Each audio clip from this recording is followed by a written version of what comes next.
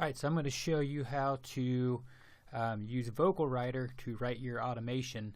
I've looked on the internet and haven't been able to really find anything that says exactly how to do it, so I thought I'd make a video for you. So first thing, if you notice, when I press play, I've got the Vocal Writer here on my vocal track. Everything's dry, nothing's really been processed, so I changed some faders on the rest of the music and everything to help the vocal sit a little bit better. But other than that, there's nothing else added in. So when I press play, you'll notice that the fader does go up and down.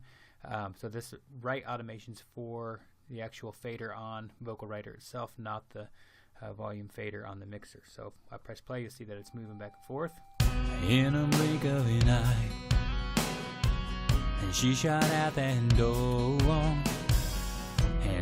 and so that's just set up with the automation set to off, which means it's just using Vocal Writer to do that in real time. It's fading it based upon my wave that's actually part of the vocal. But I can't go in and deep edit. I can't go in and change things that are a little bit too loud or too quiet that Vocal Writer doesn't necessarily pick up. So in order to do that, what I need to do is I'm going to change this to write. And so now when I actually do the recording here in the next steps, whatever this does, wherever it moves, it's going to actually record that so I can turn it into an automation clip. Also with that, again, like I said earlier, it's not going to change it here on the mixer itself, just on this, so you have to keep the Vocal Writer plug-in in the track section of your vocals. So the next thing we need to do is we go up here to our record icon, right click on it. Sometimes audio and clips can be checked also, but you want to basically uncheck everything except for the automation. And once you do that, you want to go ahead and arm the disk, and you're going to change this to notes and automation. So since I disabled the notes, it's not going to record any notes, just the automation part of it.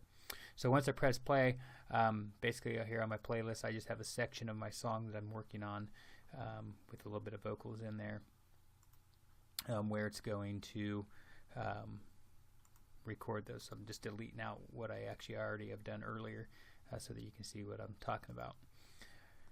Alright, so when I press play, you'll see that the fader is going to move up and down. You're not really going to see anything happen here until I press stop. So I'm going to press play and just let it play this section.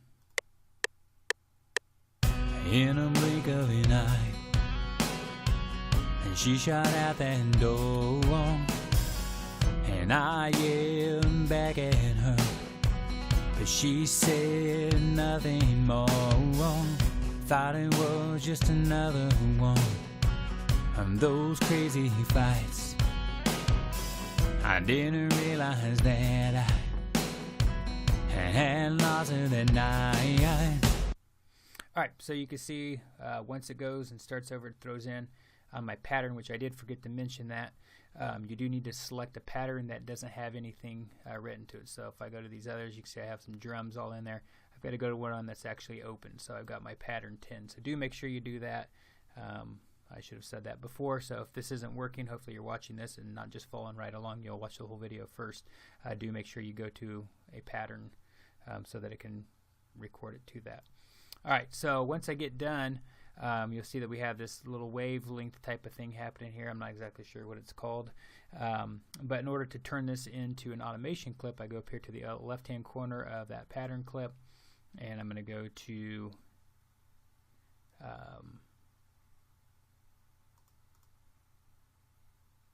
edit pattern. I don't know why I couldn't see that. So I go to edit pattern, and once I do that, if I make this bigger, shrink this down a little bit here, or zoom in, I guess, you'll see that, like I said, technically be zooming out, you'll see that you have this waveform. So this essentially, where this is up higher, this is where Vocal Writer is making it louder and making things quieter.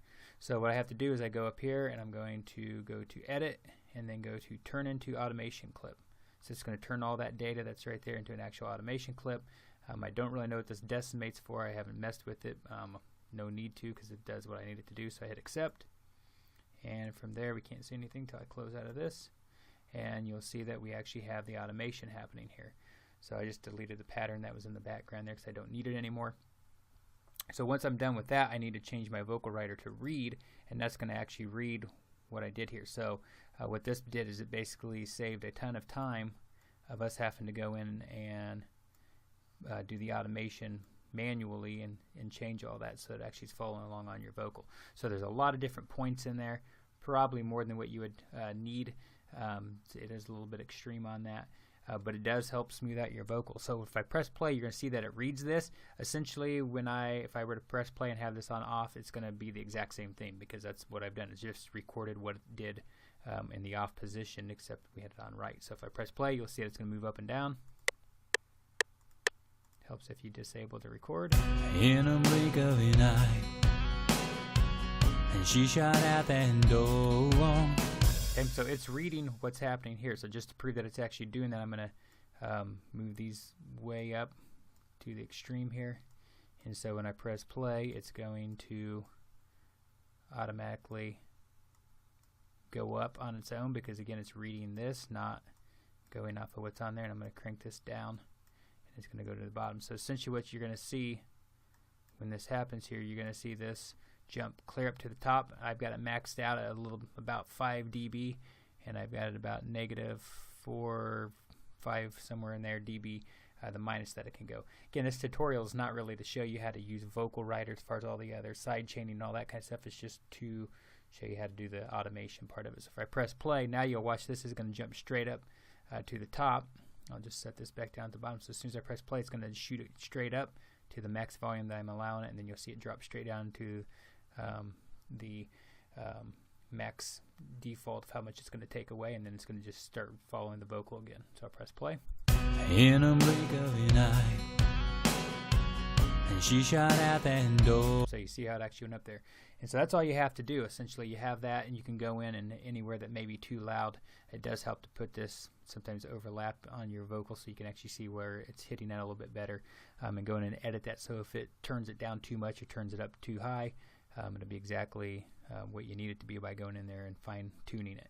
So Vocal Writer does a pretty good job by itself without having to do that, but sometimes, you know, it's a computer program. It doesn't always do the best. So that's how you do it. Hopefully you find this useful. If you don't like the song or like the video, that's fine, no big deal.